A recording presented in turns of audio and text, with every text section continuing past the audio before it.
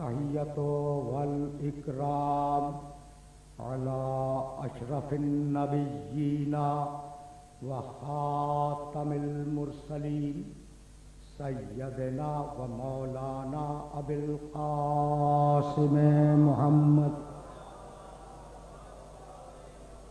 و اہل بیتہ الطیبین الطاہرین المعصومین المظلومین اما بعد فقد قال اللہ سبحانہ وتعالی فی محکم کتابہ المبین بسم اللہ الرحمن الرحیم اتی امر اللہ فلا تستعجلوہ سبحانہ وتعالی عما یشرکون ينزل الملائکۃ بالروح من امرہ علی من یشاء من عبادہ ان انذروا انہ لا الہ الا انا فاتقون صلوات.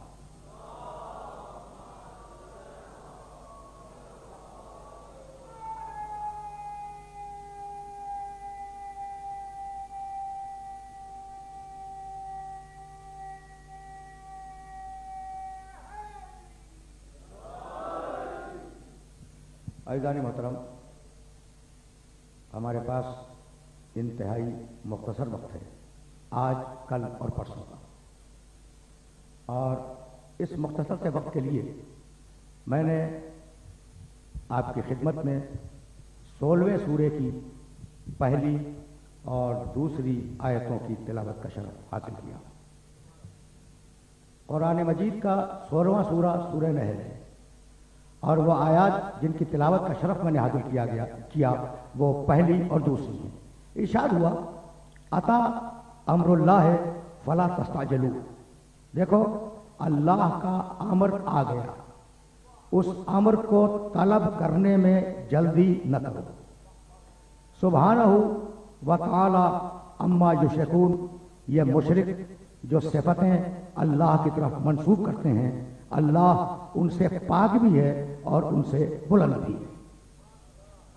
ينزل الملائکۃ بالروح من امرہ، اللہ نازل کرتا ہے اور نازل کرتا رہے گا فرشتوں کو روح کے ساتھ اپنا امر دے کر. عجیب آیت، یعنی عجیب آیت ہے. ينزل الملائکۃ بالروح من امرہ، اللہ نازل کرتا ہے اور نازل کرتا رہے گا فرشتوں کو اپنا امر دے کر. بھائی توجہ رہے، کن پر نازل کرتا ہے اور کرتا رہے گا؟ اعلی من یشاء من عبادہ، وہ بندے جنہیں منتخب کر لیتا ہے. بھائی دیکھ رہے ہو نا آیت کو، ينزل الملائکۃ بالروح من امرہ اعلی من یشاء من عبادہ. اچھا، پیغام کیا ہے؟ ان بندوں کے ذریعے اللہ پیغام کیا دینا چاہ رہا ہے؟ ان انذروا، جاؤ دنیا کو اور انسانیت کو ڈراؤ کہ انہ لا الہ الا انا، میرے علاوہ کوئی اللہ نہیں ہے. فاتقون، تو ڈرنا مجھ سے ہے، اقتدار سے نہیں ڈرنا ہے.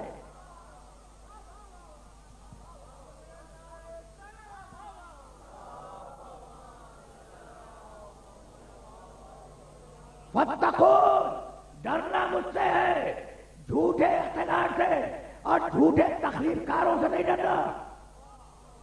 بھائی سمجھ رہے ہو نا بات کو؟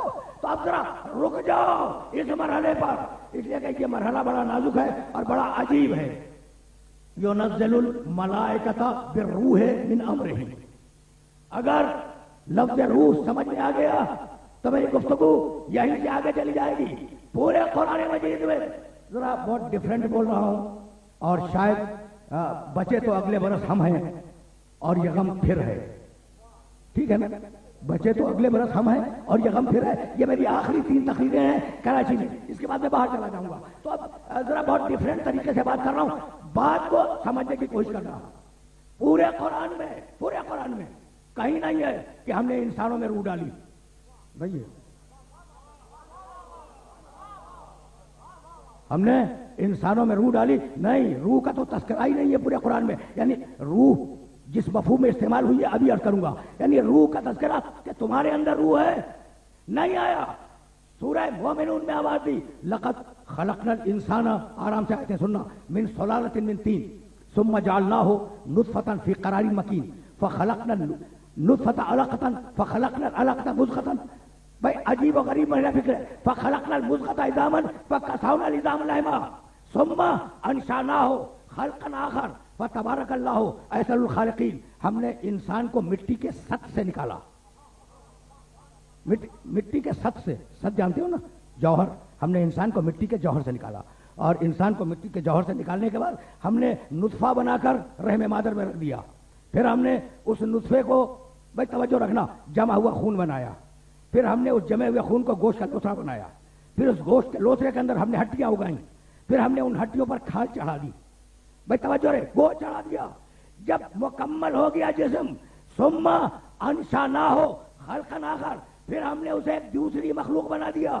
روح کا تذکرہ نہیں ہے، روح کا تذکرہ نہیں ہے. ہم نے اسے خلق آخر میں تبدیل کر دیا. فتبارک اللہ احسن الخالقین، بابرکت ہے واللہ، جو بہترین خلق کرنے والا ہے. تو انسان میں روح ہوگی، یقیناً ہوگی، لیکن قرآن نے کہیں بیان نہیں کیا. سورہ یاسین، سبحان الذی، تمہید ہے، سبحان الذی خلق الازواج کلھا مما تنبت الارض ومن انفسہم ومما لا یعلمون. بابرکت ہے واللہ، جس نے سارے جوڑے خلق کیے ہیں، مما تنبت الارض، مٹی سے، ومن انفسہم، نفس ڈالا ہے، ومما لا یعلمون، اور ایک وہ شے ڈالی ہے جسے نہ جانتے ہو نہ جانو گے. یہ ہے روح.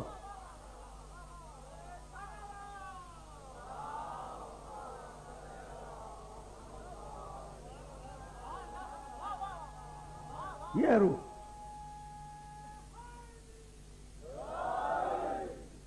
میں سنتے جاؤ، اس لیے کہ بڑا نازک مرحلہ فکر ہے. لیکن میں تم سے اختلاف نہیں کروں گا. وہ چیز جو انسان کی بقا کا سبب بنتی ہے وہ روح ہے. عام طریقے سے یہی بولا جاتا ہے.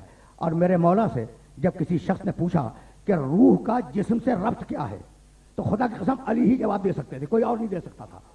بھائی کیا پوچھنے والے نے کیا پوچھا کہ روح کا جسم سے ربط کیا ہے؟ کہنے لگے، بھائی توجہ رہے، اور روح ہو فی الجسد کل مانا فی اللفظ. روح جسم میں ویسے ہے جیسے معنی لفظ میں ہوتا ہے. عجیب بات ہے.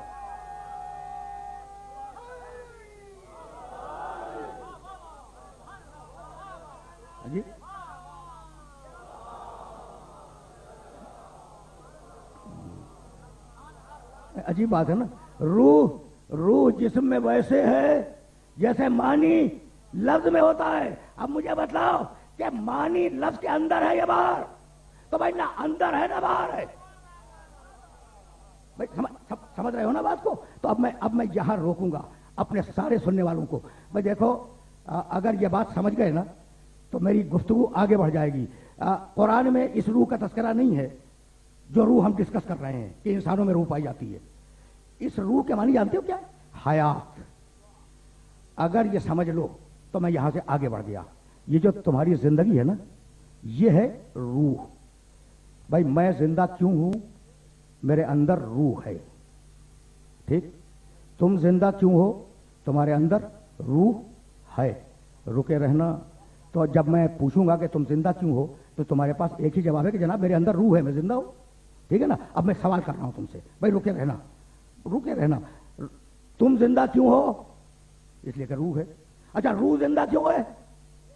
اس کا کوئی جواب کسی کے پاس نہیں ہے. تم زندہ کیوں ہو؟ اس لیے کہ روح ہے.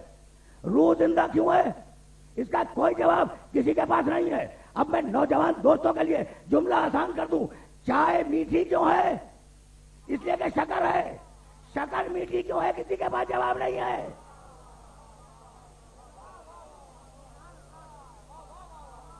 پہنچ رہی ہے بات؟ بھائی چائے کیوں میٹھی ہے؟ بھائی یہ مدرسے کے طلبہ ہیں اور شاید مدرسے کے مدرسین بھی بیٹھے ہوئے ہوں. آخوند خراسانی صاحب کفایہ نے ایک جملہ لکھا کہ اذا انتهى الامر الى الذات فالذات لا يعلل. جب شے ذات بن جائے تو پھر کیوں نہیں ہوتا؟ چائے بھائی توجہ، چائے میٹھی کیوں ہے؟ اس لیے کہ چائے میں شکر ہے. اور شکر کیوں میٹھی ہے؟ بھائی مٹھاس اس کی ذات میں ہے. تو حیا تم زندہ کیوں ہو؟ اس لیے کہ تمہارے اندر روح ہے. روح کیوں زندہ ہے؟ روح خود زندگی ہے. پہنچ گئی بات؟ بھائی توجہ رہے. پہنچ گئی بات؟ جبریل امین روح ہے. نزلہ بہ روح الامین علی قلبک. حبیب ہم نے روح کو تیرے دل پہ اتارا. جبریل روح ہے. تاریخ ہے انبیاء نے واقعہ لکھا کہ جب موسیٰ کی فوج کو غرق کر جب فرعون کی فوج کو موسیٰ کے فیور میں غرق کرنے کے لیے جبریل آئے تو جس گھوڑے پہ سوار تھے اس گھوڑے کے ٹاپوں کے نیچے کی مٹی حرکت کر رہی تھی. بھائی عجیب مرحلہ فکر ہے جہاں میں تمہیں لے کے آ گیا. جب آئے ہیں نا موسیٰ کی تائید میں فرعون کے لشکر کو غرق کرنے کے لیے جبریل امین، تو سامری کھڑا ہوا تھا اور سامری نے دیکھا کہ ایک شخص ہے جو گھوڑے پہ سوار ہے، اور جب وہ آگے بڑھتا ہے گھوڑا تو اس کے پاؤں کے نیچے کی مٹی حرکت کرتی ہے. جبریل مسوئے گھوڑے سے، گھوڑا مسوا مٹی سے. وہ روح الامین تھا. روح کی طاقت ہے کہ مٹی میں زندگی آ گئی.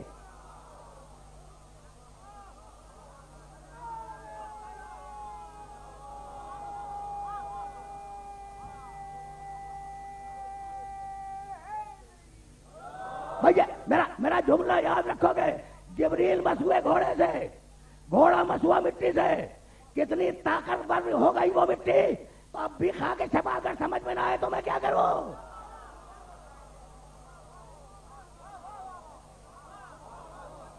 سمجھ رہے ہو؟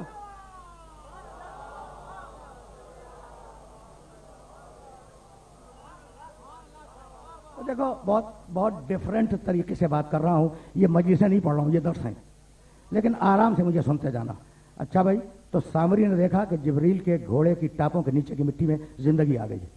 اس نے ایک گوشالہ بنایا. موسیٰ غیبت میں گئے ہوئے ہیں. موسیٰ ہیں کوہ طور پر توریت لینے کے لیے گئے ہیں. اسے موقع مل گیا، سامری کو موقع مل گیا، اور اس نے ایک گوشالہ بنایا سونے چاندی کے ڈھیر سے. اسے گلا کے گوشالہ بنایا. قرآن میں تذکرہ ہے، بس سننا خدا کی قسم. اور یہ جملہ اگر پہنچ گیا تو پھر میں یہاں سے آگے جاؤں گا. گوشالہ تو بنا لیا، مردہ بے جان، نہ بولے نہ چلے، ٹھیک ہے نا. تو بنانے والا سمجھدار تھا، بننے والا اتنا سمجھدار نہیں ہے.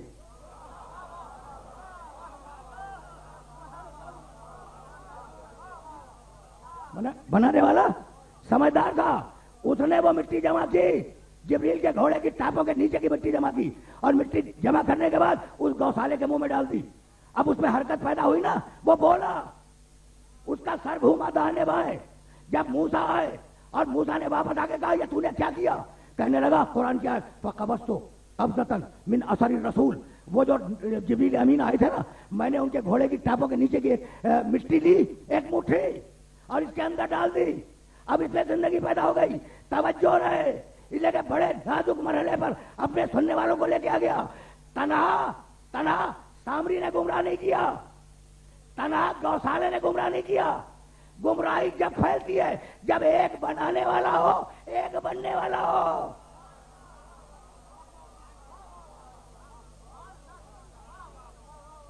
اب مجھے مجرم دو ہیں بھائی، توجہ رہے. مجرم دو ہیں، بننے والا بھی مجرم ہے، بنانے والا بھی مجرم ہے. لیکن عجیب کمال ہے، موسیٰ کو جلال آ گیا اور موسیٰ نے کہا آگ بھڑکاؤ. بھڑکتی ہوئی آگ میں گوشالے کو اٹھا کے پھینک دیا. سامری کو کچھ نہیں کہا. سامری کو قیامت میں سزا ملے گی، سامری کو قیامت میں سزا ملے گی. لیکن جو گوشالہ ہے اسے اٹھا کے جلتی ہوئی آگ میں پھینک دیا. یعنی اصول دیا موسیٰ نے کہ بننے والے کو دنیا ہی میں سزا ملے گی، بنانے والے کو آخرت میں سزا ملے گی.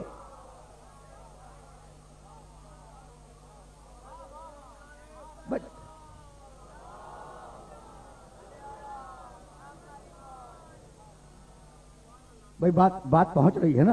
اچھا، تو جبریل روح تھے، اور روح کے معنی ہے زندگی. طے کر دیا ابھی میں نے، اور تم نے کوئی اعتراض نہیں کیا. تو روح کے معنی زندگی، جبریل روح الامین، مکمل زندگی. بھائی عجیب و غریب مرحلہ فکر ہے جہاں میں تمہیں لے کے آ گیا. عیسیٰ کے لیے قرآن نے ایک جملہ کہا، کلمۃ القاہا الی مریم و روح منہ.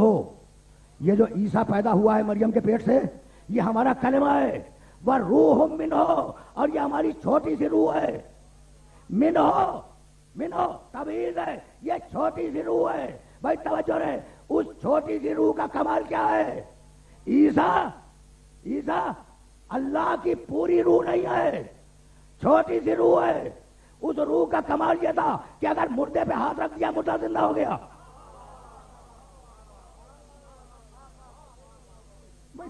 چلتے رہو میرے ساتھ، چلتے رہو، اس لیے کہ بڑا نازک مرحلہ فکر ہے اور میں بہت تیزی کے ساتھ آگے بڑھ رہا ہوں. بھائی عیسیٰ روح من ہو، یہ جو من ہے نا یہ جزئیت کا من ہے. ہماری ایک چھوٹی سی روح عیسیٰ کے اندر ہے. اس چھوٹی سی روح کا کمال یہ ہے کہ مردے پہ ہاتھ رکھ دیا مردہ زندہ ہو گیا. نہیں چھوڑو، خود زندہ ہے آج تک. تو جو روح ہو، چھوٹی روح ہو، وہ آج تک زندہ رہے. اور اسی قرآن نے کہا وَكَذَلِكَ أَوْحَيْنَا إِلَيْكَ رُوحًا مِنْ أَمْرِنَا. حبیب اس میں چھوٹی روح پھونکی تھی، تیرے اندر ہم نے پوری روح پھونک دی.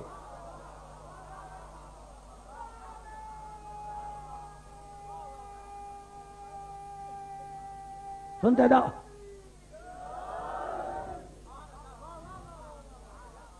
پہنچ رہی ہیں باتیں؟ اچھا بھائی ذہن میں رہے. میں نے عرض کیا نا کہ میں بہت ڈفرینٹ طریقے سے آج بات کرنا چاہ رہا ہوں اور میرے پاس اگر اس 1 گھنٹے کے بعد کچھ بچے گا تو فقط 2 گھنٹے ہیں اور ان میں بات کو میں مکمل کروں گا، لیکن میرے ساتھ چلتے رہو. تنزل الملائکۃ بالروح من امرہ علی من یشاء من عبادہ. یہ ہے پالیسی میکنگ جملہ قرآن مجید کا. نازل کرتا ہے فرشتوں کو. تنزل الملائکۃ بالروح، روح کے ساتھ، ٹھیک ہے نا. کس کے اوپر نازل کرتا ہے؟ نازل کرتا ہے اس بندے پر جسے وہ منتخب کر لیتا ہے. کچھ یاد آیا؟ بھئی یہی بات ایک ایسے سورے میں کہی گئی جو سورہ میرے ہر سننے والے کے ذہن میں ہے. بسم اللہ الرحمن الرحیم، انا انزلناہ فی لیلۃ القدر وما ادراک ما لیلۃ القدر لیلۃ القدر خیر من الف شہر تنزل الملائکۃ والروح فیہا باذن ربہم من کل امر سلام. بھئی یہ تو ایسا سورہ ہے نا، یہ سورہ ایسا سورہ ہے جو میرے ہر سننے والے کے ذہن میں پہلے سے موجود ہے. بسم اللہ الرحمن الرحیم، انا انزلناہ فی لیلۃ القدر. ہم نے اسے نازل کیا قدر کی رات میں. ہم نے اسے نازل کیا اسے قدر کی رات میں. وما ادراک ما لیلۃ القدر، اور تمہیں کیا معلوم کہ قدر کی رات ہے کیا؟ لیلۃ القدر خیر من الف شہر. یہ جو قدر کی ایک رات ہے وہ تمہارے حساب سے 1000 مہینوں سے بہتر ہے. تنزل الملائکۃ والروح فیہا باذن ربہم من کل امر. اس میں فرشتے نازل ہوتے ہیں، روح نازل ہوتی ہے امر لے کر. تنزل الملائکۃ والروح فیہا باذن ربہم من کل امر. امر لے کے آتے ہیں. روکے رہنا اس پورے سورے میں. بھائی دیکھو 5 آیتیں ہیں. سورہ قدر کتنا مشہور سورہ ہے. 5 آیتیں ہیں، 33 الفاظ ہیں، 112 حروف. گن لینا.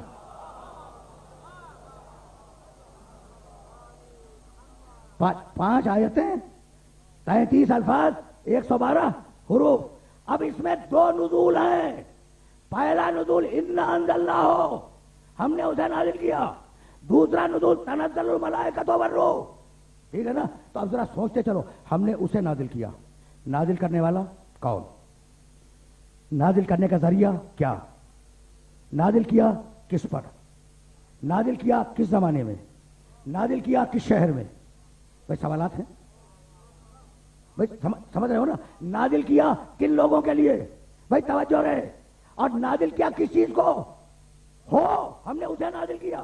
کس چیز کو نازل کیا؟ تو 7 سوال ہیں. نازل کرنے والا کون ہے؟ ذریعہ نزول کیا ہے؟ کس کے اوپر نازل ہوا ہے؟ کس زمانے میں نازل ہوا؟ کس زمین پہ نازل ہوا؟ کن لوگوں کے لیے نازل ہوا؟ اور نازل ہوا کیا؟ ٹھیک ہے نا. تو 7 سوال کے جوابات میں سے 6 سوال کے جوابات میرے پاس موجود ہیں.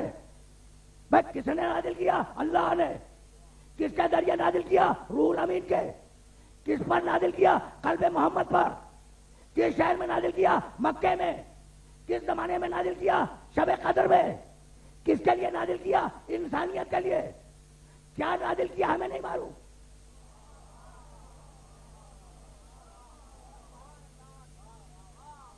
کیا عجیب مرحلہ فکر ہے. سن رہے ہو نا بڑے آرام سے.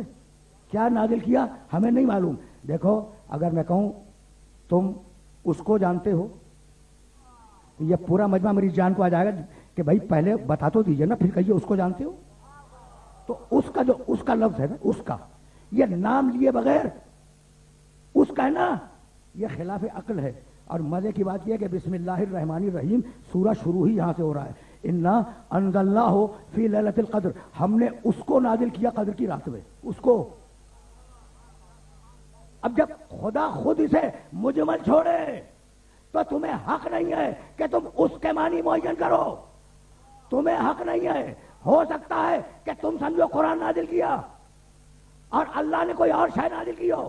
تو معصوم نے کہا جب اللہ کسی چیز کو مبہم چھوڑ دے تو اس کا مطلب یہ کہ بہت سی چیزیں نازل ہوئیں. تو اب میں بتلاؤں, امام جعفر صادق علیہ السلام نے کہا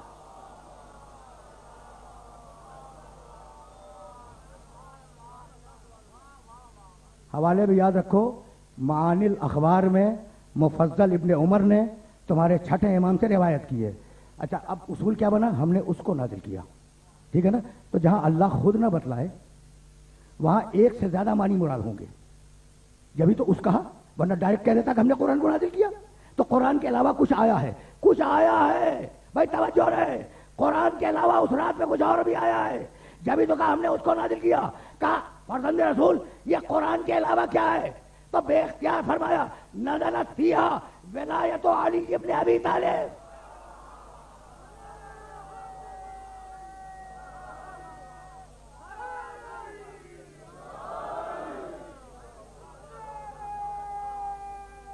عجیب مرحلہ فکر ہے, عجیب مرحلہ.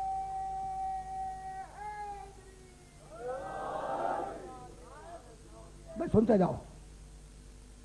بھائی یہ برائے خوشنودی پہ گفتگو روک کیوں دی؟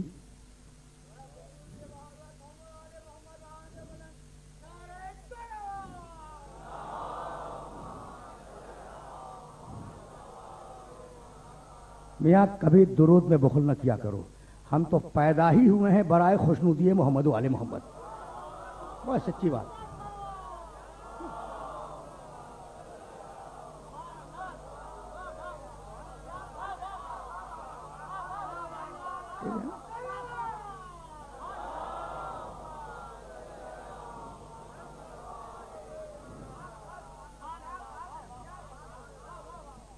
اچھا بھائی سنو, ایک جملہ آف دا ریکارڈ بھی سنتے جاؤ.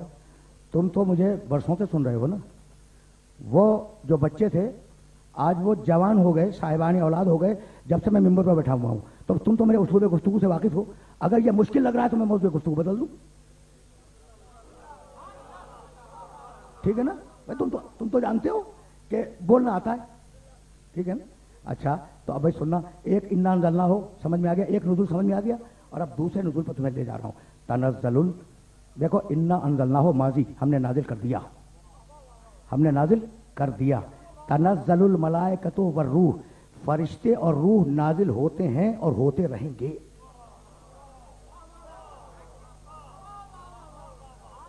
بھائی دیکھو نا, ایک ہی سورے میں دو نزولوں کا تذکرہ, ایک ماضی سے اور ایک مستقبل سے. فرشتے اور روح نازل ہوتے ہیں اور ہوتے رہیں گے, ٹھیک ہے نا. تو اب یہ طے ہے کہ شب قدر میں فرشتے نازل ہوتے ہیں. رکے رہنا خدا کی قسم, یہی تو وہ مرحلہ ہے جہاں تمہیں روکوں گا. اب یہ طے, قرآن کہہ گیا کہ فرشتے نازل ہوتے ہیں شب قدر میں اور نازل ہوتے رہیں گے. فرشتے پہاڑوں پہ نہیں نازل ہوا کرتے, فرشتے دریاؤں پہ نازل نہیں ہوتے, فرشتے سمندروں کی موجوں پہ نازل نہیں ہوتے. فرشتوں کے نزول کے لیے اصول دے چکا ہے کہ جسے ہم اپنے بندوں میں سے منتخب کرتے ہیں فرشتہ اس میں بھیجتے ہیں. فرشتے پہاڑوں پہ نہیں اترتے, دریاؤں پہ نہیں اترتے, فرشتے میدانوں میں نہیں آتے, فرشتے آتے منتخب بندے پر. اور آیت کہہ رہی ہے کہ فرشتے نازل ہوتے رہیں گے. تو جب تک شب قدر باقی ہے, جب تک فرشتوں کا نزول باقی ہے, ایک ایسے بندے کا وجود ضروری ہے.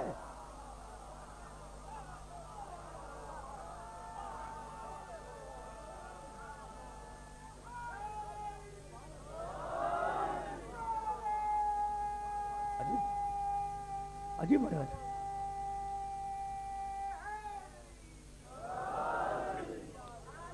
بھائی سنتے چلو.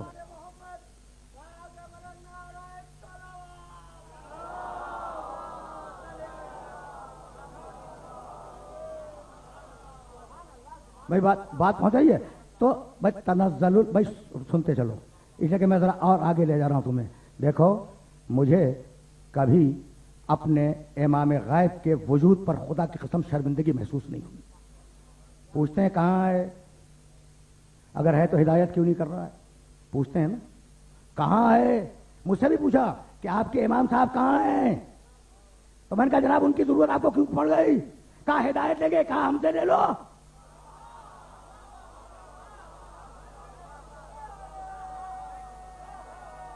ہم سے بھی پوچھا بھائی ہدایت ہم سے لے لو، اگر ہم کم پڑ گئے تو وہ بھی آ جائے گا.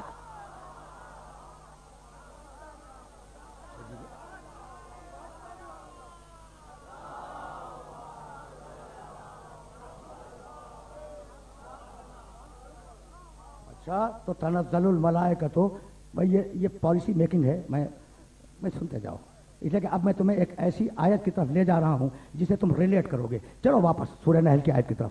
بسم اللہ الرحمن الرحیم.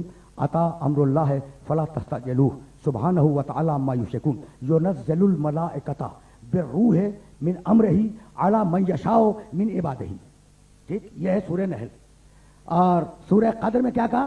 تنزل الملائکۃ والروح فیہا باذن ربہم من کل امر سلام. دو آیتیں تم تک پہنچ گئی. فرشتے نازل ہوتے ہیں، کس پر نازل ہوتے ہیں؟ بندے پر. وہ بندہ کیسا ہے؟ کسی اللہ منتخب کر لے. بھائی اب تک کی گفتگو یہی ہے نا، بھائی سنتے جانا. اور اب سورہ حامیم سجدہ میں آواز دی. بھائی توجہ رہے. ان الذین قالوا ربنا اللہ ثم استقاموا تتنزل علیہم الملائکہ، جو کہے کہ اللہ ایک ہے اور پھر میدان جنگ میں رک جائے، بس اسی پہ فرشتہ آتا ہے، کسی اور پہ نہیں آتا.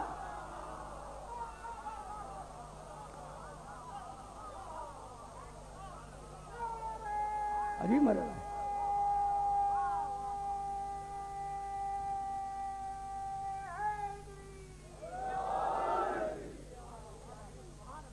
یاد رکھنا یہ اس چین کو، آیتوں کے اس چین کو یاد رکھنا. ان الذین قالوا ربنا اللہ ثم استقاموا. بھائی رکے رہنا، خدا کی قسم رکے رہنا. اس لیے کہ اب گفتگو ایسے مرحلے پہ آ گئی ہے جہاں میں کچھ جملے تمہیں ہدیہ کروں گا. ان الذین قالوا ربنا اللہ ثم استقاموا، وہ لوگ جو کہتے ہیں کہ ہمارا رب بس اللہ ہے اور کوئی نہیں ہے. ٹھیک ہے، ثم استقاموا، اور میدان میں جم جاتے ہیں. تتنزل علیہم الملائکہ، فرشتے انہی پہ اترتے ہیں، کسی اور پہ نہیں اترتے. تو اب بس اتنا تلاش کرنا ہے، کل اتنا تلاش کرنا ہے کہ وہ ہے کون جو میدان میں رک گیا.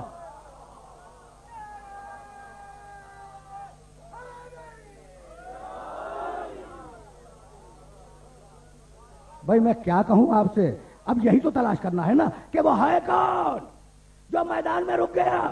تو ہمیشہ چیز اپنی ضد سے پہچانی جاتی ہے. بھاگنے والوں کو پہچان لو، رکنے والا خود نظر آ جائے گا.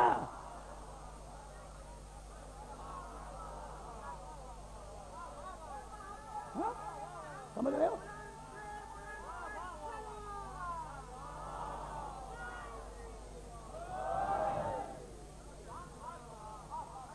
اچھا بھائی چلو ذرا آرام سے میرے ساتھ چلنا. اب میں تمہیں تاریخ اسلام کی طرف لے چل رہا ہوں. جنگ صفین 60 دنوں کی جنگ ہے، اور جنگ صفین ایک پورا کلچر ہے، ایک پوری تہذیب ہے. کبھی اگر موقع ہوا تو میں جنگ صفین بھی تمہیں سناؤں گا. واقعات ہیں، سننے والے واقعات. بھائی 60 دن جب جنگ ہوگی اور ہزاروں افراد ادھر ہوں گے، ہزاروں افراد ادھر ہوں گے، تو پوری ایک تہذیب بن جائے گی نا 60 دنوں کی، 2 مہینوں کی. اس میں ایک دن علی نے یہ طے کیا. اب تم جانتے ہو کہ علی کدھر ہے اور مخالف کون ہے. تمہارے تو علم میں ہے نا یہ بات. اچھا عجیب کمال کی بات یہ ہے کہ علی ہر جنگ میں ذوالفقار لے کے نہیں گئے. بڑی جنگیں لڑی علی نے. ذوالفقار بڑی خاص تلوار ہے، اور تمہیں یاد ہے کہ جنگ احد میں فرشتہ چیختا ہوا آیا تھا، لا فتح الا علی. آیا تھا نا چیختا ہوا. میں نے کبھی کہا تھا ایک جملہ، اور یہ جملہ کہہ کے پھر میں صفین کی طرف واپس آؤں گا، لیکن استدلال کو بڑھا رہا ہوں.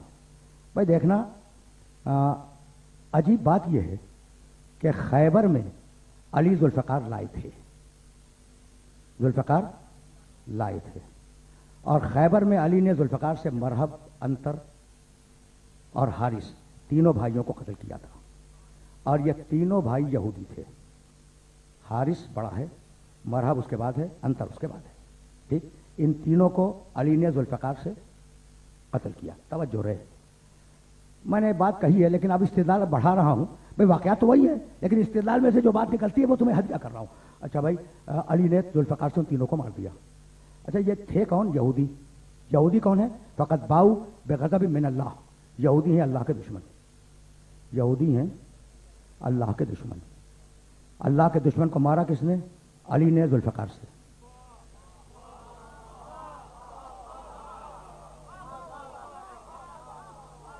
یہودیوں کا علی سے کوئی ذاتی جھگڑا نہیں تھا. بھائی جھگڑا تھا تو اللہ کے اوپر تھا. بھائی دشمن تو وہ اللہ کے ہیں. فقط باؤ بغضب من اللہ, یہ اللہ کے دشمن ہے. یہ یہودی اللہ کے دشمن ہے. جب دشمن ہے تو مارا, اللہ کے دشمن کو مارا کس نے؟ علی نے. اور مارا کس سے؟ ذوالفقار سے. تو پروردگار تو عادل ہے, کہا مت گھبراؤ, میرے دشمن کو اس نے مارا, اب اس کے دشمن کو میں ماروں گا, کوئی اور نہیں مارے گا.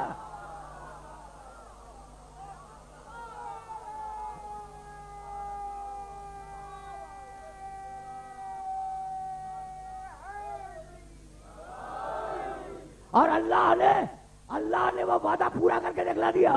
تو نے خیبر میں, علی تو نے خیبر میں میرے دشمن کو مارا تھا, اب غدیر میں میں تیرے دشمن کو ماروں گا. بس ٹھیک ہے نا, بات تو پہنچ رہی ہے نا. اچھا تو علی لے گئے تھے ذوالفقار خیبر میں. بھائی یہی تو لانا تھا. پھر میں واپس جا رہا ہوں صفین کی طرف. علی خیبر میں, ذوالفقار تلواریں بہت تھیں علی کے پاس اور ان کا نام بھی ہے سفینۃ البحار میں. اچھا تو ذوالفقار لے گئے. تو ذوالفقار وہاں کھنچتی ہے جہاں مقابلے پر علی کا دشمن نہ ہو, خدا کا دشمن ہو. اب سمجھ میں آیا کہ صفین میں کوئی اور تلوار کیوں نہیں لے گئے, ذوالفقار کو کیوں لے گیا ہے.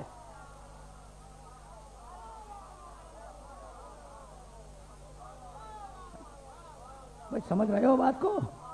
باتیں پہنچ رہی ہیں نا. اچھا بھائی تو اب ذرا سا رکے رہو. اب علی ہے صفین کے میدان میں اور جنگ ہے کہ لمبی ہوتی چلی جا رہی ہے, لمبی ہو رہی ہے. ایک دن علی کی فوج کے کمانڈروں نے, جاؤ عید الفرید میں اس واقعے کو دیکھو, زیادہ زحمت نہیں دوں گا لیکن بالکل ایک بات کہہ کے بالکل اس موضوع کی طرف واپس جاؤں گا جو ابھی تشنا ہے, جسے ابھی چھیڑنا ہے, رکے رہنا.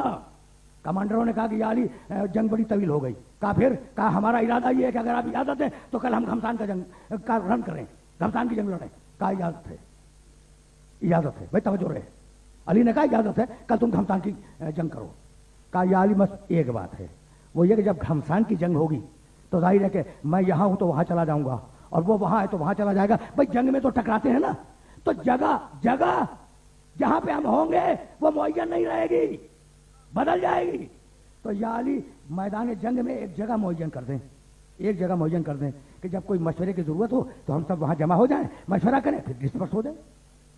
علی نے مسکرا کے کہا کہ جاؤ اپنے لیے جگہ معین کر لو, اور جنگ کی ابتدا میں جہاں تم علی کو چھوڑ کے جاؤ گے آخر جنگ میں بھی علی وہی ملے گا.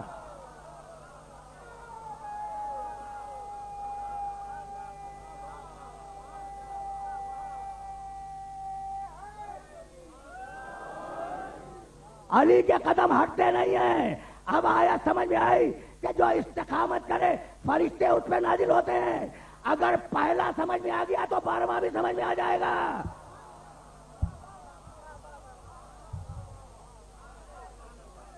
بس سنتے تھے.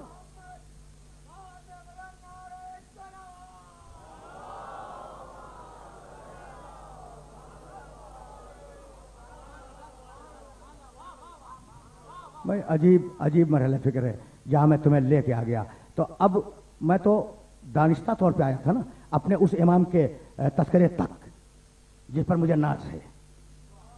میں تو دانستہ آیا تھا نا. اب سنتے چلو اور یہ باتیں کبھی تمہیں کام آ جائیں گی. اسی جنگ صفین میں لیلۃ الحریر, حریر کہتے ہیں بلی کو, پوری رات جنگ ہوئی ہے اور اس طریقے سے لوگوں کے زبانوں سے آوازیں نکل رہی تھی جیسے بلیاں لڑ رہی ہیں, اس لیے اس کا نام ہے لیلۃ الحریر. لیلۃ الحریر کی پوری رات جنگ ہوتی تھی. تمہیں معلوم ہے واقعہ تمہیں معلوم ہے, اور میں تو صرف نتیجہ دوں گا اور اپیل کروں گا کہ اس نتیجے کو اپنے ذہن میں ہمیشہ کے لیے رکھنا, ہمیشہ کے لیے. ٹھیک ہے نا بھائی؟ توجہ رہے, خدا کی قسم توجہ رہے, اس لیے کہ یہ بڑی نازک منزل فکر ہے. جب رات ختم ہوئی اور گنے گئے ہیں علی کے کشتے اور گنے گئے ہیں مالک اشتر کے کشتے, سب کو معلوم ہے واقعہ سب کو معلوم ہے. میں واقعے کو اسی وقت دہراتا ہوں جب کوئی استدلال دینا ہو. توجہ رہے. تو ایک کم تھا علی کے مارے ہوں کی تعداد سے، ایک کم تھا مالک اشتر کا عدد. ایک دل میں آیا کہ مجھ میں اور مولا میں بس اتنا فرق رہ گیا کہ انہوں نے ایک زیادہ مارا، میں نے ایک کم مارا. منہ سے نہیں کہا، یہ کہ سوء ادب ہے، لیکن دل میں خیال آ گیا، زبان سے نہیں کہا. علی مڑے، کہا مالک تم جو کل رات کو مار رہے تھے سپاہیوں کو، تو کیا شجرے دیکھ کے مار رہے تھے؟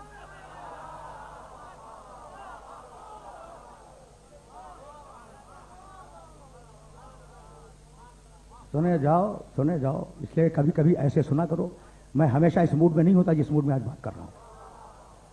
کیا تم نے جنہیں مارا ہے ان کے شجرے دیکھے؟ کہا یا امیر المومنین یہ تو میرے لیے ممکن نہیں تھا. کہا میری تلوار نے دیکھے. میری تلوار نے، میں نے نہیں، میری تلوار نے دیکھے.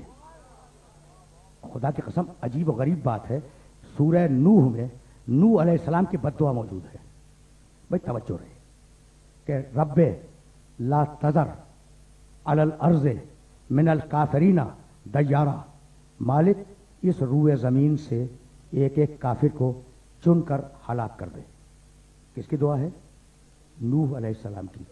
پہلا رسول ہے، پہلا، اور اتنا بڑا رسول ہے کہ قرآن نے سلام کیا سلام علی نوح فی العالمین. نوح پر سلام ہو پوری کائنات میں. کتنا بڑا رسول ہے. سن رہے ہو نا؟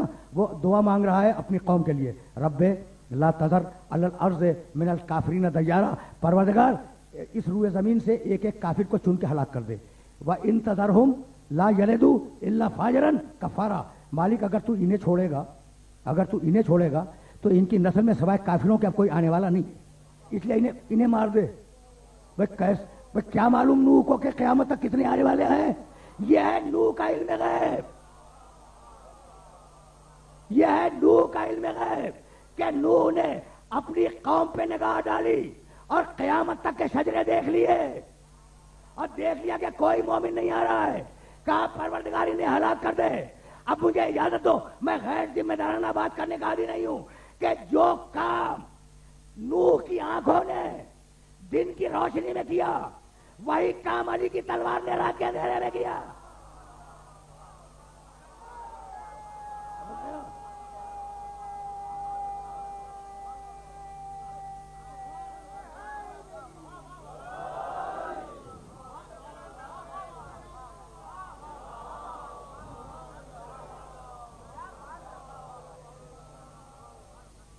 سمجھ رہے ہو نا؟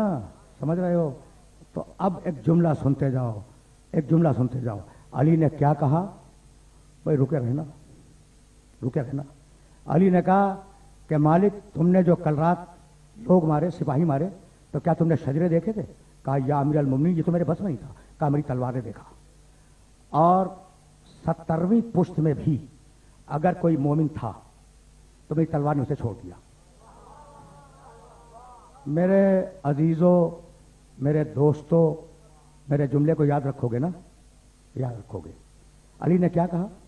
اچھا میں لفظ بدل رہا ہوں. بھائی علی نے کیا کہا؟ علی نے کہا کہ اگر 70ویں پشت میں کوئی مومن ہے تو میں نے اس مومن کے سبب 69 کافر بخش دیے تھے، میرا چھوڑ دیے. مومن کی قیمت سمجھ میں آ گئی؟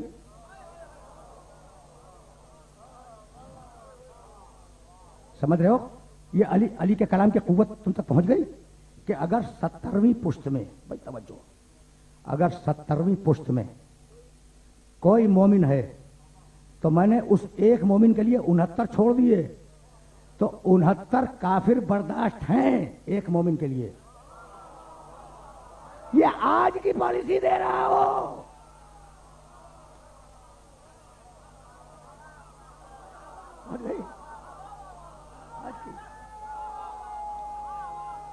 علی کی پالیسی سمجھ گئی؟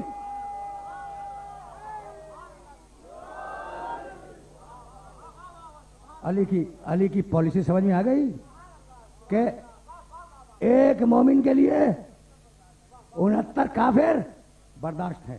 تو علی نے کیا کیا؟ بھائی توجہ رہے کہ اگر نسلوں میں کوئی مومن ہے تو اس کی وجہ سے کافروں کا دنیا میں آنا انہوں نے برداشت کر لیا.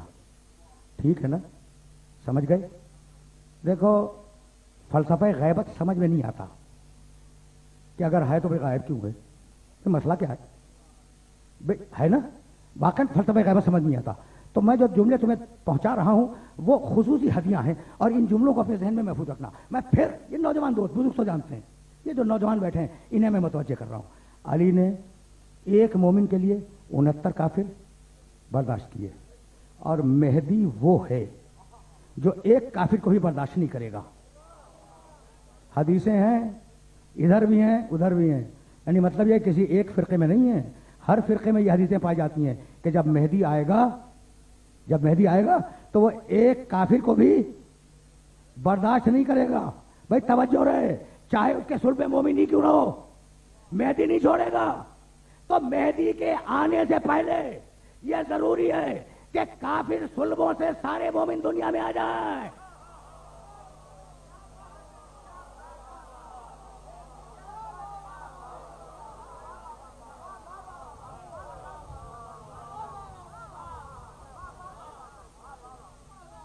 فلسفہ غیبت سمجھ میں آ گیا؟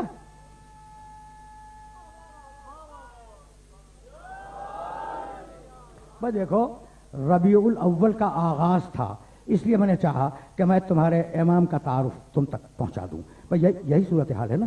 تو یہ وہ امام ہے, توجہ رہے. اب تو دنیا والے بھی کہنے لگے ہیں, کہتے تھے کہ بھائی پیدا ہوگا ظہور کرے گا, پیدا ہوگا ظہور کرے گا. اب گھبرا کے یہ کہنے لگے ہیں کہ میاں پیدا ہو چکا ہے, اخباروں میں آنے لگا ہے. پتہ نہیں اخبار پڑھتے ہو یا نہیں پڑھتے. وہ جو پورے سلسلے کے منکر ہیں,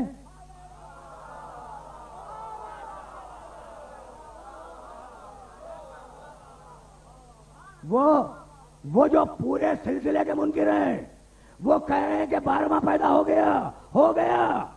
اب کیا سورس ہے مجھے نہیں معلوم, لیکن ہم تو پہلے سے کہتے آ رہے ہیں کہ پیدا ہو چکا ہے. بھائی ٹھیک ہے نا. تو میں نے کہا بھائی آپ انتظار کر رہے تھے پیدا ہونے کا, اب کہنے کا ہو گیا. تو بھائی آپ تو بڑے آزاد خیال لوگ ہیں, بھائی اجماع کر کے بنا لے.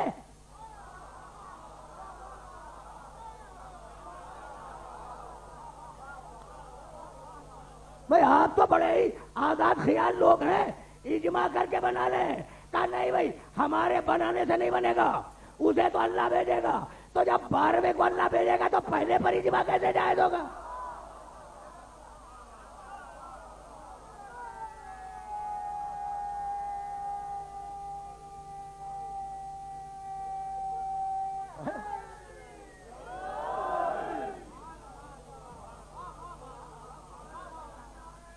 بھائی عجیب.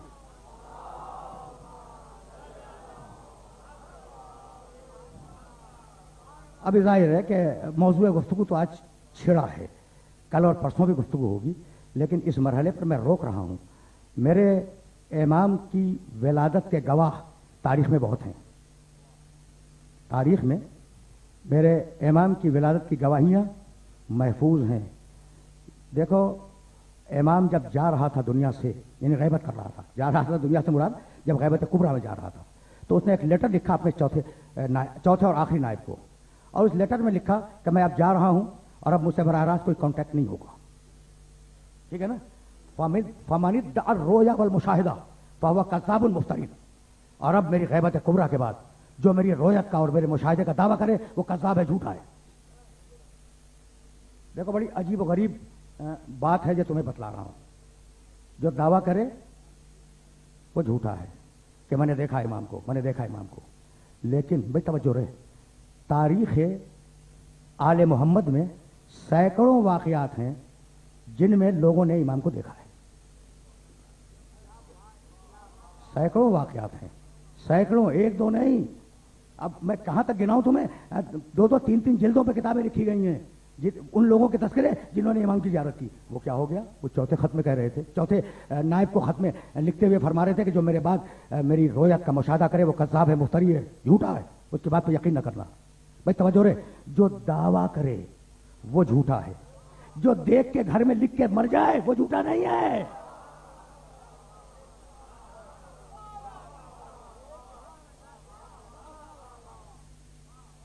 پہنچ رہی ہے بات. جو ادعا فمن ادعا رؤیت والمشاہدہ، جو دعویٰ کرے وہ جھوٹا ہے، اور جو دیکھ کے اپنی کتاب میں اپنی ڈائری میں لکھ جائے وہ جھوٹا نہیں ہے.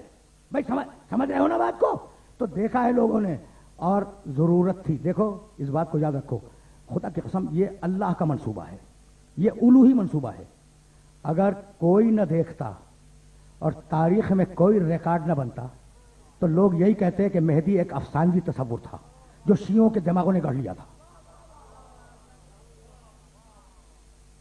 سننا بھائی، دیکھ رہے ہو نا کہ میں بڑے ڈفرینٹ طریقے سے بات کر رہا ہوں.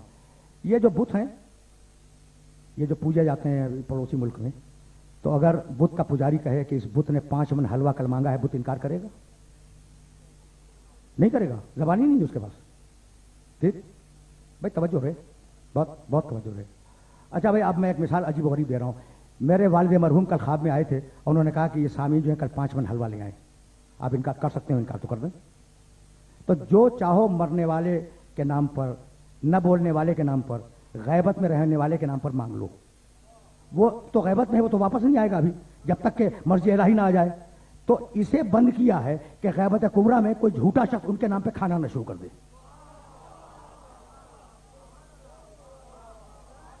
سمجھ رہے ہو؟ عجیب عجیب ہے.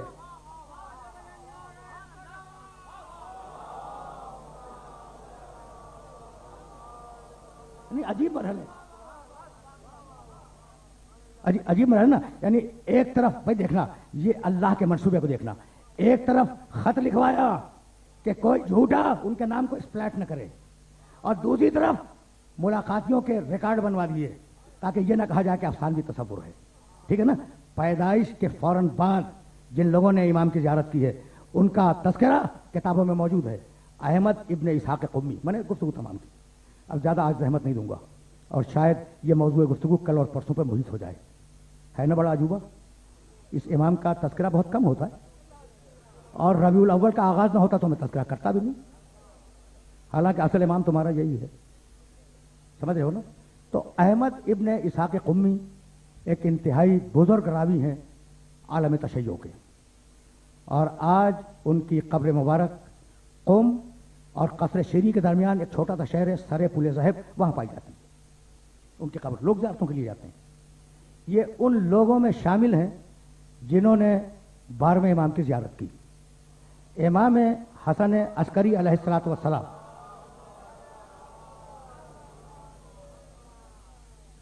امام حسن عسکری علیہ السلام کے یہ نمائندے تھے قم میں، اور سال میں مسئلے جمع کر کے فتوے والے امام کی خدمت میں حاضر ہوتے تھے، اور امام سے جواب لیتے تھے، پھر واپس قم آتے اور ان فتووں کو پھیلا دیتے تھے جن جن کے لائق ہوتے تھے. وہ جب آخری مرتبہ گئے ہیں، جس کے بعد وہ واپسی میں انتقال فرما گئے، تو امام حسن عسکری علیہ الصلوۃ والسلام نے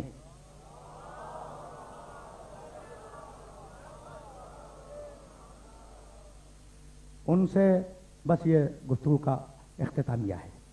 ان سے یہ کہا کہ ابن اسحاق، احمد ابن اسحاق قمی، ابن اسحاق شاید یہ تمہاری مجھ سے آخری ملاقات ہے، اس لیے کہ اس ملاقات کے بعد نہ میں بچوں گا نہ تم بچو گے. یعنی عجیب جملہ ہے. کہا فرزند رسول، اب میں بچوں نہ بچوں، آپ کا بچنا تو ضروری ہے. کہا کیوں؟ کہا فرزند رسول ہدایت کون کرے گا؟ کہا ہدایت کرنے والا آ چکا، امام پیدا ہو چکے تھے اور کچھ دنوں کی عمر تھی. کہا فرزند رسول ہوگا کیا؟ کہا بھئی ہدایت کرنے والا تو آ چکا. کہا فرزند رسول اجازت ہے کہ میں اس کی زیارت کر لوں؟ ان کا ٹھہرو. پردہ ہٹایا امام نے، اندر تشریف لے گئے، ایک خوبصورت بچے کو اپنی گود میں لکھے ہوئے آئے.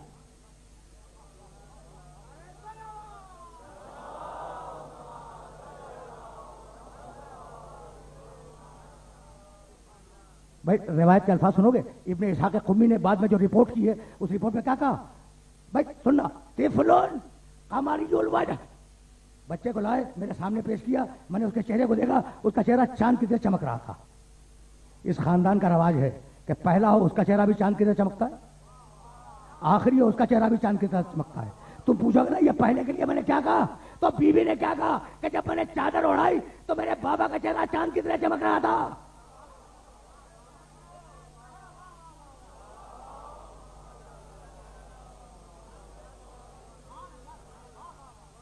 طفل قمری الوجه.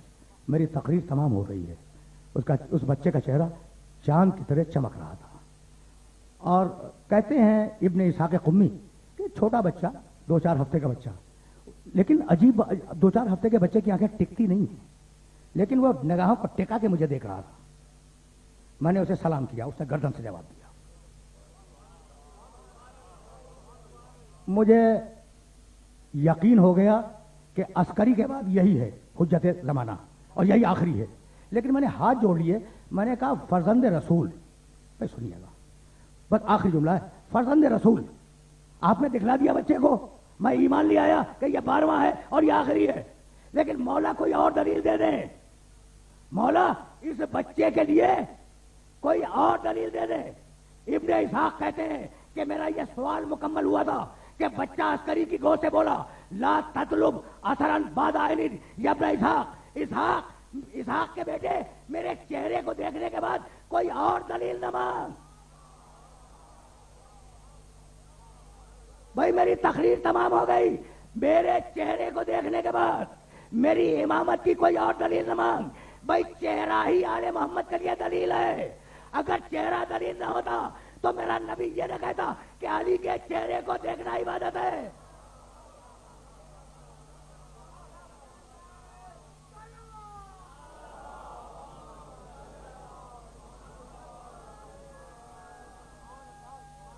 بس میں نے زحمت دی اور گفتگو اپنے آخری مرحلے میں داخل ہو گئی. یاد رکھو گے نا, لا تطلب اثرا بعد عین یا ابن اسحاق کے بیٹے احمد میرے چہرے کو دیکھنے کے بعد اب کوئی دلیل اور نہ مانگو. میں نے کیا کہا آپ سے کہ بس تقریر تمام ہو گئی, چہرہ ہی آل محمد کی دلیل ہے. اگر چہرہ آل محمد کی دلیل نہ ہوتا تو میرا نبی یہ نہ کہتا کہ النظر الی وجہ علی عبادت, علی کے چہرے کو دیکھنا عبادت ہے. اور اگر چہرہ آل محمد کے لیے دلیل نہ ہوتا تو مباہلے کا عیسائی یہ نہ کہتا کہ میں ایسے چہرے دیکھ رہا ہوں.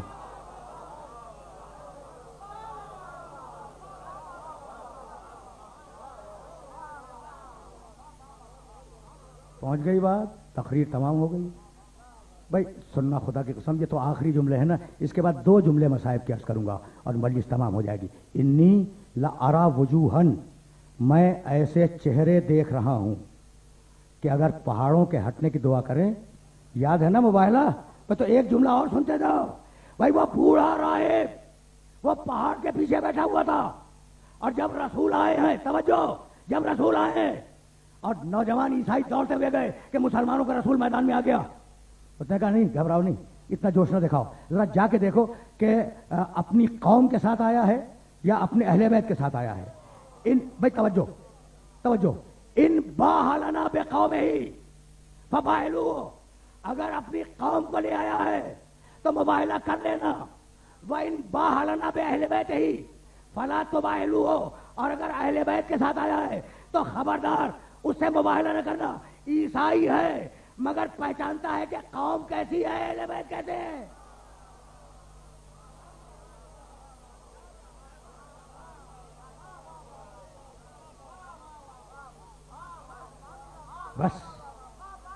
بس میرے عزیزو, میرے دوستو, آج بات کو اس مرحلے پر روک رہا ہوں. چہرہ آل محمد کی دلیل, ایسے چہرے. اس بوڑھے نے کہا, بوڑھے راہب نے, ایسے چہرے دیکھ رہا ہوں. بھائی عجیب بات ہے خدا کی قسم کہ اگر یہ پہاڑوں کے ہٹنے کی دعا مانگے تو پہاڑ ہٹ جائیں.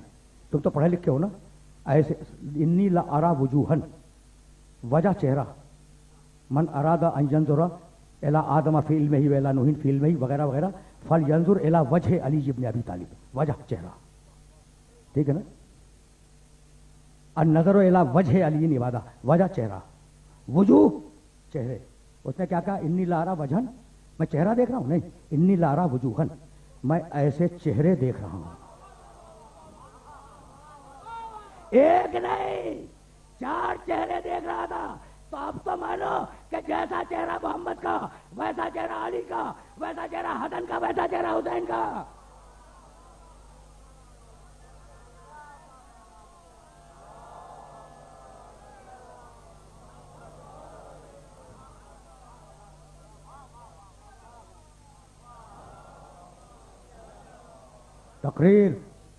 तकरीर तमाम हो गई, लेकिन मुझे हर्फ शिकायत का तो मौका है ना भाई। ऐसे ही तो मौके हैं। शिकायत अपनों से की जाती है, गैरों से शिकायत भी नहीं की जाती, ठीक है ना।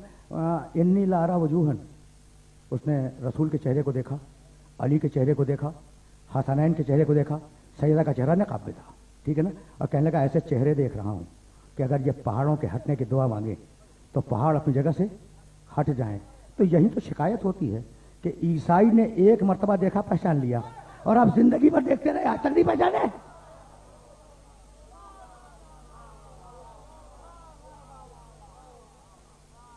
बस मेरे अजीजों, मेरे दोस्तों, मेरी तकरीर आज तमाम हुई।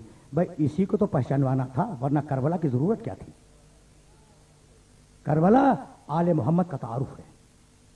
और मेरे इस जुमले को याद रखना, ये जुमले याद रखने के काबिल हैं कि ये वो लोग हैं जिन्होंने सूरज पलटा लिया। बड़ी ताकत है इनके पास। इन्होंने चांद को, ये पूरा खानदान है जिसका तस्करा कर रहा हूं, चांद को तोड़ दिया। ये अपने घर पर सितारे उतारते हैं। तो कितने ताकतवर लोग हैं। इनकी इतनी ताकत, उसके बावजूद ये जुमला सुनना, करबला से कूफे तक, कूफे से शाम तक, शाम से जिंदान तक, जिंदान से फिर मदीने तक, इनकी जबान से बद्दुआ के अल्फाज किसी ने नहीं सुने।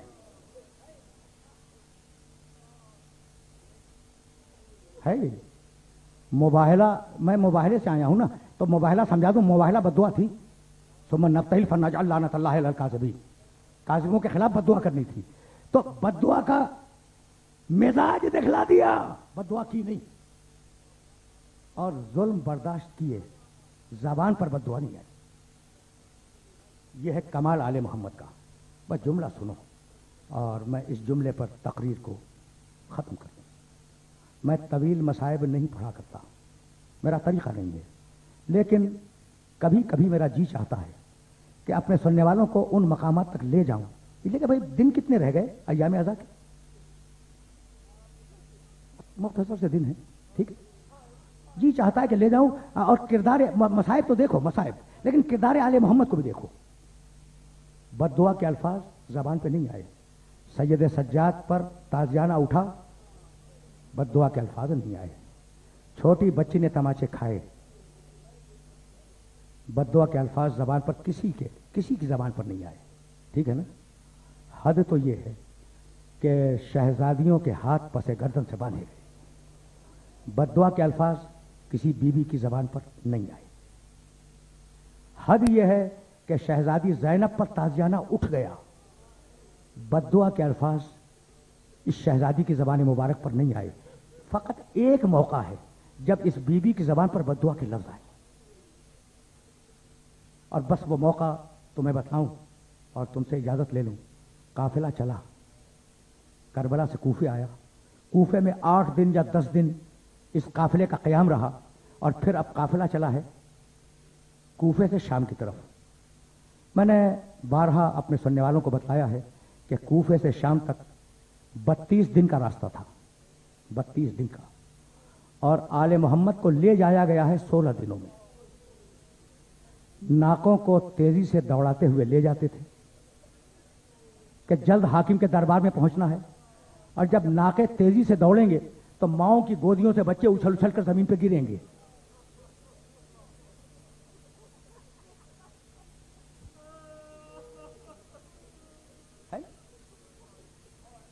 रावी यही कहता है कि नाके तेजी से दौड़ाए जा रहे थे और माओं की गोद से बच्चे उछल उछल कर जमीन पर गिरते थे।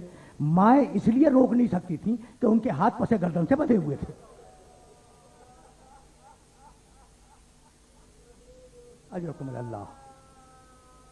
बस तुमने गिरिया किया, मजलिस तमाम हो गई, और अब गुफ्तगू कल होगी, लेकिन जुमले सुनते जाओ। काफिला चला, चलते चलते जब दमिश्क के मुज़ाफाती इलाके में पहुंचा है, तो एक शहर है, आज भी मौजूद है, शहर हिम्स। बीबी की ज़बान मुतहर पर बद्दुआ, बस, और यहां गुफ्तगू तमाम कर दूंगा। काफिला शहर हिम्स के दरवाजे पे आया। उन दिनों शहरों में दरवाजे हुआ करते थे ना। शिमर ने दरवाजे को दकुलबाब किया, दरवाजा खुला। उसने कहा मेरा पूरा लश्कर प्यासा है, पानी का बंदोबस्त करो। सुन लो, आराम से सुन लो। بہت آرام سے، بہت آرام۔ پانی کا بندوبست ہونے لگا۔ ادھر شمر نے اپنے فوجیوں کو حکم دیا کہ دوپہر کا وقت ہے، کڑی دھوپ ہے، خیمے لگاؤ، ان میں آرام کرو۔ سارے فوجی خیموں میں گئے۔ شہر کے دروازے کے بالکل سامنے ایک درخت تھا۔ شمر نے حکم دیا کہ حسین کے سر کو درخت کی شاخ میں لٹکا دو۔ تو دیکھو صورتحال سمجھ میں آ جائے، میں اجازت لے لوں۔ اجرکم اللہ، تمہاری آوازیں بلند ہیں۔ دیکھو میں یہ چاہ رہا ہوں کہ میرے سننے والوں تک آج کا یہ پیغام پہنچ جائے۔ صدائیں بلند ہو گئیں۔ میں خدا معلوم کہاں کہہ رہا تھا، ہاں مجھے یاد آیا، میں شکارپور میں کہہ رہا تھا ابھی 3 دن پہلے۔ مجھ سے پہلے ایک ذاکر نے پڑھا، اور جب بہت گریا ہوا، بہت گریا، میں موجود تھا، تو اس ذاکر نے سامعین کا شکریہ ادا کیا کہ تم نے میرے مصائب پہ گریا کیا۔ جب میں نے مصائب شروع کیے تو میں نے کہا خبردار تم مجھ سے یہ توقع نہ رکھنا کہ میں گریے پر تمہارا شکریہ ادا کروں گا۔ مجھے کیا حق ہے؟ شکریہ وہ ماں ادا کرے گی۔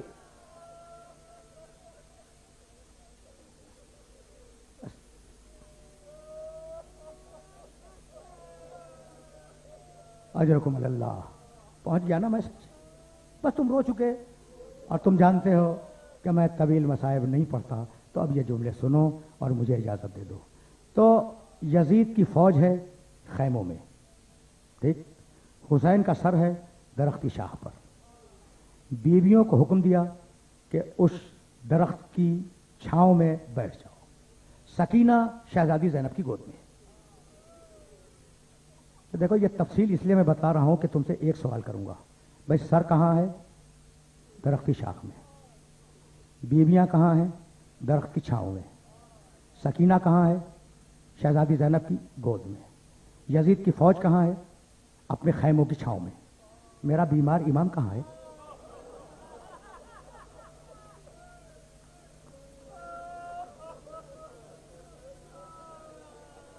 اسے حکم دیا گیا کہ وہ جلتی ہوئی دھوپ میں، جلتی ریت پہ بیٹھے۔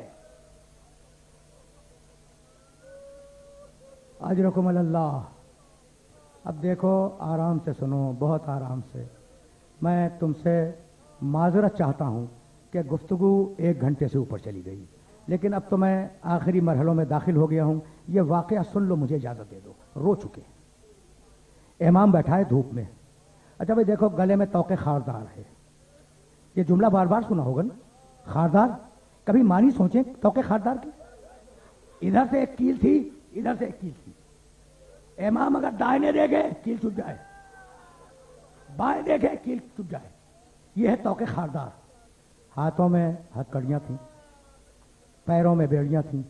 عرب کی اس شدید گرمی کی دوپہر میں لوہے گرم ہوں گے یا نہیں؟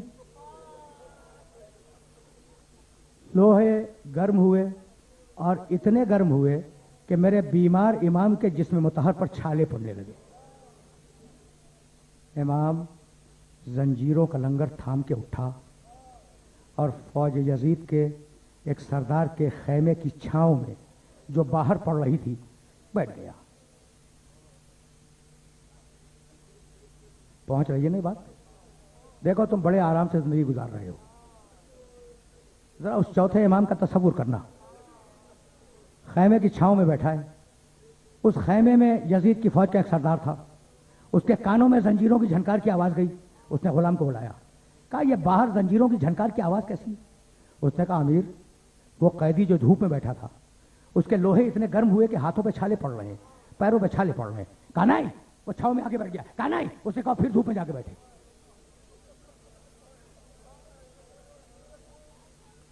پھر دھوپ میں جا کے بیٹھے۔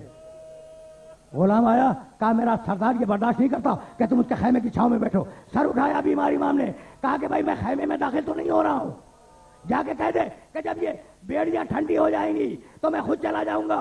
ایک مرتبہ سردار تازیانہ لیے ہوئے باہر نکلا، دور سے بیویاں دیکھ رہی تھی۔ شہزادی زینب دوڑی، کہا بیٹے سجاد میرے پاس آ جا۔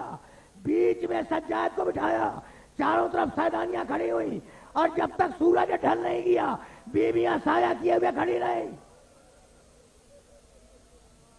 اجرکم اللہ، اجرکم اللہ. بھائی میں تو واقعے کو مکمل کر رہا تھا، تم نے گریہ کیا، مجلس ختم ہو گئی. لیکن میں نے جملہ کیا کہا تھا کہ حرف بددعا ان کی زبان پہ نہیں آیا. اب میں اس مرحلے تک آ گیا. بیویاں پھر واپس آئیں، درخت کے سائے میں آ کے بیٹھ گئیں، دروازہ پھر کھلا شہر کا. اچھا ذہن میں ہے صورتحال؟ حسین کا سر شاخ میں، بیویاں چھاؤں میں، سکینہ شہزادی کی گود میں. یہی تھی نا صورت؟ دروازہ کھلا. بس آخری جملہ سنو. دروازہ کھلا، شہر کے لوگ تماشا دیکھنے کے لیے آئے. جملہ سنو گے؟ ہر ایک اس بچی سے یہ پوچھتا تھا کہ یہ سر کس کا ہے، اور بچی اپنی گردن کو بلند کر کے کہتی تھی میرے بابا حسین کا سر ہے، میرے بابا حسین کا سر ہے. آخری جملہ سننا. ان تماشائیوں میں ایک بوڑھے کے کندھے پر ایک بچہ تھا. اس نے اپنے باپ سے پوچھا یہ سر کس کا ہے؟ اس نے کہا امیر کے خلاف ایک خروج کرنے والے نے خروج کیا تھا. بچہ مچل کے اترا، اس نے ایک پتھر اپنے ہاتھ میں اٹھایا اور حسین کے سر کی طرف پھینکا. تم نے گریہ کیا. اب جملہ سنو گے. پتھر اٹھایا، حسین کے سر کی طرف پھینکا. ادھر پتھر چلا حسین کے سر کی طرف، ادھر شہزادی زینب نے اپنا سر زمین پہ مارا. سر اٹھایا، بال کھولے، کہا رقیہ، ام کلثوم، ام فروا، ام لیلا، اب یہ قوم زندہ رہنے کے قابل نہیں ہے. میں بد دعا کرتی ہوں، تم سب مل کے آمین کہو. ابھی بیوی نے بد دعا نہیں کی تھی کہ ایک مرتبہ سجاد نے کہا پھوپھی اماں بد دعا کرنے سے پہلے ذرا بابا کے سر کو دیکھ لیں. اب جو شہزادی نے دیکھا کہ تو ماتھے سے خون بہ رہا تھا اور زبان پہ ایک جملہ تھا، زینب یہ میرے نانا کی امت ہے، زینب اس کے لیے بد دعا.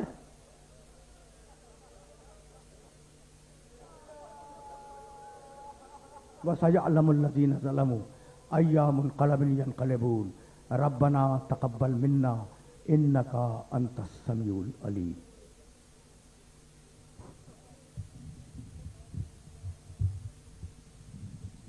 مومنین کرام، اس سے پہلے کہ میں